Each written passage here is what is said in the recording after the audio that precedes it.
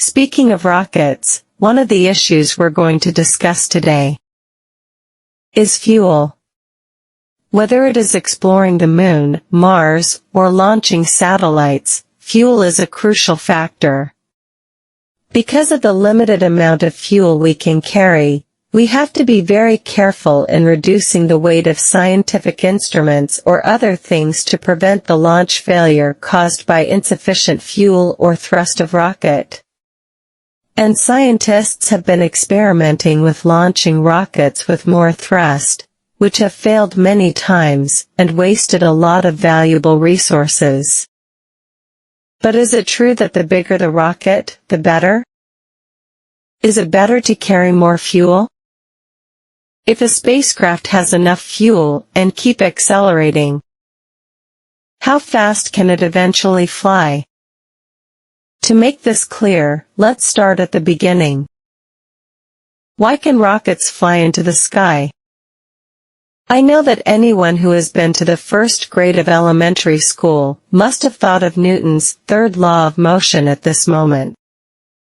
According to Newton's third law of motion, the forces between two objects are equal in magnitude and opposite in direction. The thrust of the rocket depends on two factors. One is the velocity of ejected mass, and the other is the mass of ejected material. To put it simply, one is to throw objects out faster, and the other is to find a bigger and heavier object to throw out. To explain more clearly, I have listed the mathematical formulas. Some friends may have a headache when they see the formulas. It doesn't matter. Only those who have been in the second grade of elementary school can understand it. In fact, friends who are allergic to mathematical formulas can skip this section without affecting subsequent viewing. Tap on the blackboard, we're going to start the lesson. Thrust F is equal to m dot times c, where m dot is the mass flow rate. C is the effective exhaust speed. In other words, how many kilograms of material are ejected per second. From this formula, we can see how to increase rocket thrust. The way to increase rocket thrust is to spray harder. If one time is not enough, I will spray 10 times. Until you accept it. Let it spray more things per unit time. The other is to make the fuel injected faster. As long as you can strive for excellence in both aspects, you can build rockets with more and more thrust. Now you have learned the first common sense about rockets, how to make rockets with greater thrust. Let's look at the second one. Isn't the bigger the thrust of the rocket, the better? Of course not. This doesn't mean what your purpose is. Just like you own an F1 car. With increased thrust, you can enjoy the passion of racing more. The price of enjoying passion is rapid consumption. But if you want to drive to a distant place, without a gas station in between, then, how to save fuel becomes a more important issue. The same goes for rockets. If our goal is to fly out of the Earth's atmosphere, we need extremely high speeds in an extremely short time. So the thrust of the rocket is very important.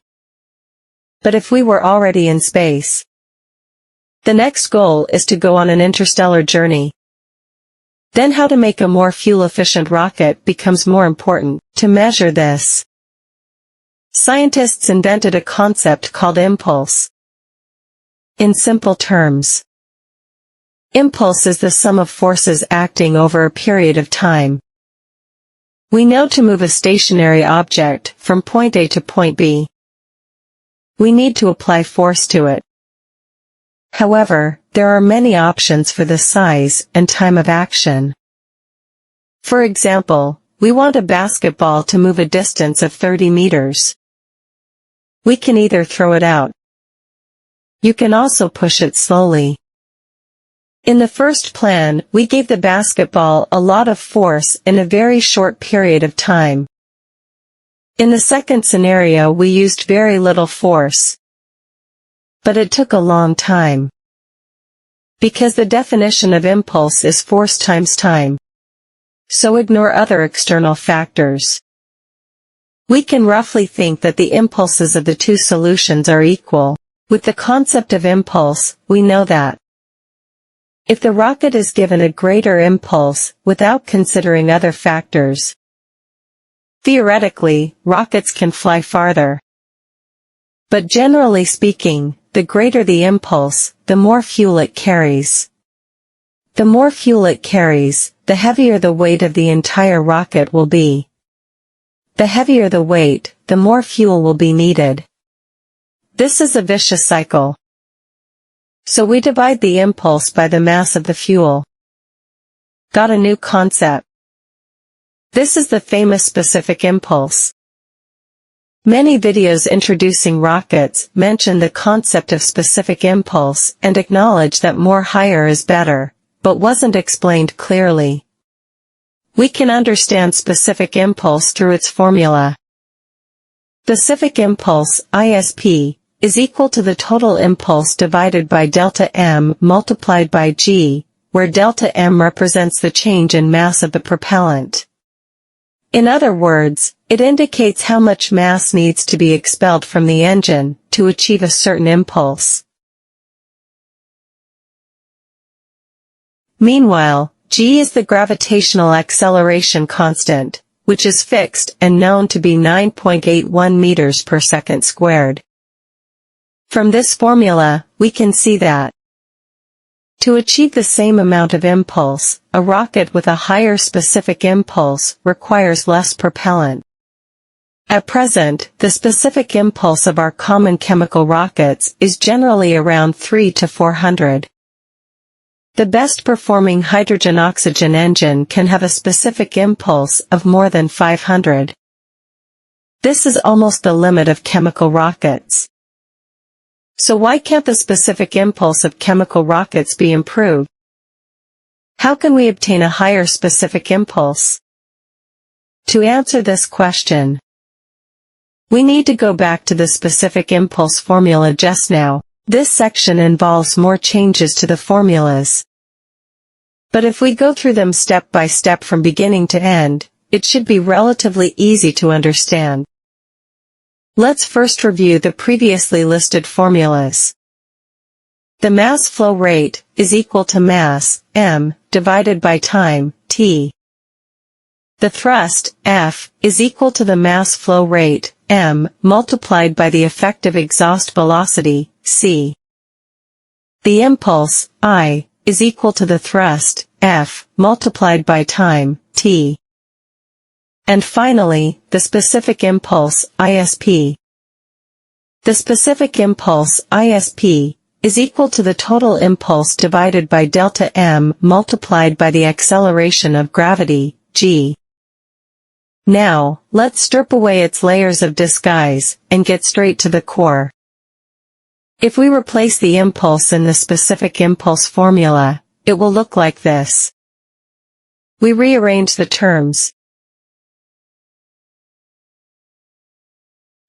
This looks familiar.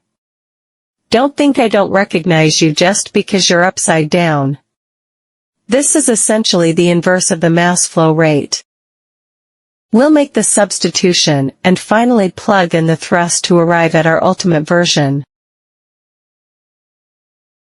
ISP is equal to C divided by G. If you didn't understand the previous part, you can skip it directly. It won't affect your understanding of the following content. After some transformations, we have obtained a very simple formula for specific impulse. So we found that the specific impulse of a rocket engine only depends on one factor, which is the effective exhaust velocity. That means the faster your exhaust velocity is, the greater specific impulse you can achieve. If we want to create a rocket with a higher specific impulse, we only need to find ways to increase the exhaust velocity. What is the exhaust velocity that our current rockets can achieve? It's about 3 to 4 kilometers per second, which is why the specific impulse of our chemical rockets is relatively low. How can we increase the ejection velocity of matter? In nuclear fusion reactions, Ideally, the energy generated by fusion can be converted 100% into the kinetic energy of helium nuclei, propelling them outwards. This ejection velocity can reach 30,000 kilometers per second, which is nearly 10,000 times faster than chemical rockets. Now you understand how to improve a rocket's specific impulse, right? Of course, fancy dream, but poor reality. Let's not even talk about fusion engines. We still have forever 30 years away for fusion power plants. Now we know how to build a rocket that can fly further, that is, to give the rocket a higher specific impulse. Finally, let's see how to build a faster rocket. We have learned about specific impulse and know that the higher the specific impulse is, the higher the efficiency of the rocket is, and the more fuel the rocket saves. But space travel is not a self-driving tour. Voyager 1 took more than 50 years and several gravitational slingshots to barely fly out of the core area of the solar system. I don't want to go out on a trip and die without leaving the core area of the solar system. In addition to saving fuel, we also need speed for space travel. Only when we reach a high speed can we freely wander around the solar system, or even go out of the solar system in our lifetime. That's on the premise that you don't mind a one-way trip. As for some people who want to wander in the Milky Way, or even out of the Milky Way, well, we'll talk about it later. So, what determines the maximum speed of a spacecraft? Does having an infinite amount of propellant and continuously accelerating allow us to achieve very high speeds? Let's take a look at the last equation of this episode, the ideal rocket equation. This equation was proposed by Soviet scientist Konstantin Tsiolkovsky in 1903. Considering the completion rate of this video, I won't go through the derivation process. Let's just get straight to the conclusion. This is how the formula looks. Here, delta V represents the velocity increment. Delta M0 is the total mass of the rocket before launch. And delta M1 is the mass of the rocket after launch. With the ideal rocket equation and the specific impulse formula, we can calculate the maximum speed a rocket can reach. Let's take a look at chemical rockets first. Using a rocket with a specific impulse of 500 as an example, the effective exhaust velocity c can be calculated using the specific impulse formula as 500 times 9.81 is equal to 4,905 meters per second. Now, let's assume we want to launch a 1 kilogram object. With 1 kilogram of fuel, let's see how fast the final velocity can reach.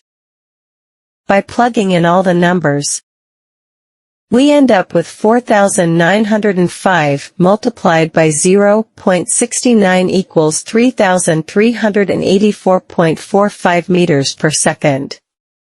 This is not even enough to escape the Earth's gravitational pull, let alone interstellar travel. So, let's increase the fuel by 10 times, giving it 10 kilograms of fuel. Will that be close enough? Finally, we get 4,905 multiplied by 2.4 equals 11,772 meters per second. The result seems good, with a significant increase in speed. At this speed, the rocket can escape the Earth's gravitational control. But to achieve this speed, it requires 10 times the fuel. And this is still a theoretical maximum in the most ideal situation. In reality, there are various losses that cannot reach this number. It's like I have to carry a house wherever I go. Alright, let's assume you don't care about the fuel issue and only care about how fast you can fly. Then let's add more fuel. This time, give it 100 times the fuel. The calculation result is 4,905 multiplied by 4.615 equals 22,636 meters per second. With this speed, you should be able to fly out of the solar system. But have you noticed? This time you increased the fuel to 10 times the original. But the speed only doubled. Finally, let's go all in and use all the matter in the observable universe to accelerate the spacecraft. Let's see how fast we can get it. The mass of the observable universe is approximately 10 to the power of 53 kilograms. If we plug that into the equation, the result may be much lower than your expectations. 4905 multiplied by 122.04 is 598,606.2 meters per second, or 598.6 kilometers per second. That seems fast, but for interstellar travel, this speed is hardly worth mentioning. Even to reach the nearest star to our Sun, Proxima Centauri, it would take thousands of years. We've increased the fuel by hundreds or thousands of times. But the improvement in speed is getting worse and worse. Why? The culprit is the ln function. Let's look at the graph of ln function. You will understand. As the x-axis increases, the growth of the y-axis gradually slows down, basically pressed on the floor. This means that at the beginning, the increase in fuel is obvious for the increase in speed. But the later it gets, the less effective it is. Therefore, trying to get the spacecraft to achieve enough speed by adding fuel doesn't seem to work. Since this way doesn't work, we have to find other ways. Let's take another look at this ideal rocket equation. The potential for improvement in the latter part of the formula is limited. No matter how much fuel you bring, it cannot guarantee how fast you can fly. To fly faster, we can only find ways to increase the effective exhaust velocity, or the engine-specific impulse. For example, an electrically accelerated ion engine can achieve a specific impulse of up to 10,000 seconds, which is a 20-fold improvement compared to chemical rockets. This also easily increases the final velocity by 20 times. Based on the above calculations, 1 kilogram of propellant can ultimately accelerate 1 kilogram of mass to a speed of 68 kilometers per second. Finally, let's see how fast a fusion-powered engine could accelerate a spacecraft. As we discussed earlier, the energy of nuclear fusion can accelerate helium nuclei to a speed of 30,000 kilometers per second. So, what speed could we achieve with 1 kilogram of fuel? The final calculation shows a velocity of 20.7 million meters per second, which is equivalent to 20,700 kilometers per second. Such a speed is currently in the realm of science fiction for us. If you're generous and provide more fuel, your final speed could reach a fraction of the speed of light. Without considering acceleration and deceleration, it would take us just a few decades to reach Proxima Centauri. We can further provide fuel to the rocket for continuous acceleration. However, as the rocket's speed gradually approaches the speed of light, the relativistic effects will become increasingly apparent, making acceleration more and more difficult. Nevertheless, this is not the focus of this video, and we will delve deeper into it in future videos. In short, only when we truly master the technology of controlled nuclear fusion Can we truly possess the ability to explore the entire solar system? Although reaching other star systems may still require hundreds or even thousands of years, stepping out of Earth's cradle and moving towards a true solar civilization is no longer an unreachable goal. It's worth mentioning that all high-specific impulse rockets face the challenge of sacrificing thrust, which means they are more suitable for smooth and sustained acceleration in space. Therefore, for missions of launching rockets from Earth into space, chemical rockets are still a more suitable choice at present. As we look to the future and explore the boundless universe, we must understand the challenges and opportunities at every stage.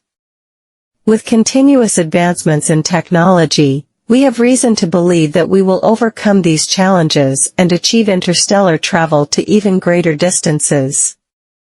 Let's look forward to that day with anticipation.